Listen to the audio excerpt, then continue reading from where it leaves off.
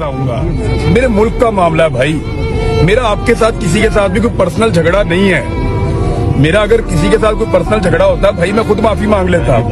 जो लोग मुझे जानते हैं उन्हें पता है कि यार मैं इस तरह का आदमी नहीं हूँ, लेकिन बात मेरे मुल्क की है। यहाँ मैं अपना राइट सरेंडर नहीं कर सकता।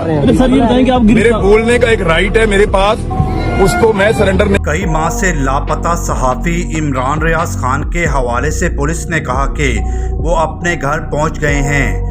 वाज़ेह रहे कि सियालकोट पुलिस के मुताबिक इमरान रियाज खान इस वक्त अपनी फैमिली के हमरा हैं। वाज़ेह रहे कि इमरान रियाज खान सियालकोट जेल से रिहा होने के बाद लापता हो गए थे।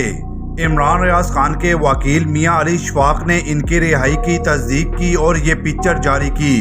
मियां अली शवाक ने मजीद दावा किया कि कमज़ोर अदलिया की वजह से इमरान खान की रिहाई में ताख़ीर हुई।